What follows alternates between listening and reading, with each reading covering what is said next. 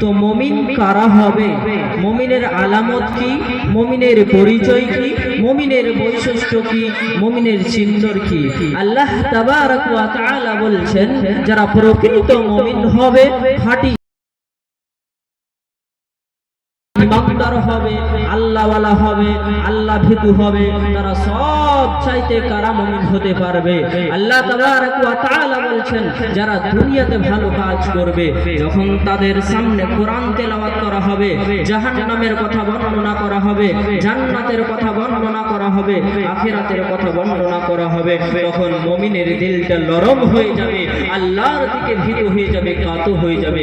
আল্লাহ তাবারক ওয়া তাআলা বলছেন আল্লাযীনা আমানু আলা রাব্বিহিম ইয়াতাওয়াক্কালুন, যারা আমার উপরে ঈমান এনেছে, তারা আমার উপরে ভরসা রাখবে, আমার উপরে তাওয়াক্কুল রাখবে, তারা যে কোনো কাজ করুক না কেন, চাকরি করুক না কেন, ব্যবসা করুক না কেন, বিজনেস করুক না কেন, পৃথিবীর যে কোনো কাজ করুক না কেন, তারা বালা মুসিবতে পড়েছে, দুর্ঘটনায় পড়েছে, আল্লাহ তাবারক ওয়া তাআলা বলছেন ওয়া আলা রাব্বিহিম ইয়াতাওয়াক্কালুন, তোমরা আমার উপরে ভরসা রাখো, আমার উপরে তাওয়াক্কুল রাখো, আমার উপরে ভরসা রাখো, আমি আল্লাহ পাক রব্বুল আলামিন তোমাদের সমস্ত বালা মুসিবত থেকে দূর করে দেব, উদ্ধার করে দেব।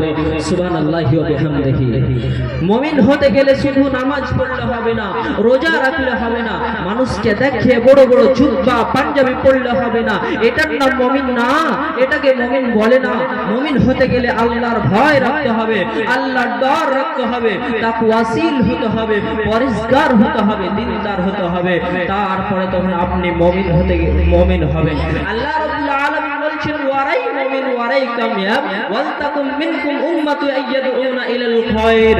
মুমিন ওয়ারাই হবে, এমন একটা টিম গঠন করতে হবে, এমন একটা সমাজ গঠন করতে হবে যেই গঠনের মধ্যে সব সময় মানুষকে ইলাল খায়র, ভালোর দিকে আদেশ করবে এবং মন্দর দিকে নিষেধ করবে।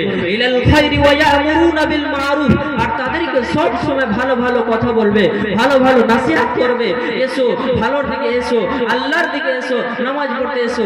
আল্লাহ রাব্বুল আলামিন বলছেন যেই ব্যক্তি এইভাবে আমার এই আয়াতগুলিকে মেনে চলতে পারবে, সেই ব্যক্তি হচ্ছে সবচাইতে উন্নত মানের মুমিন। আল্লাহ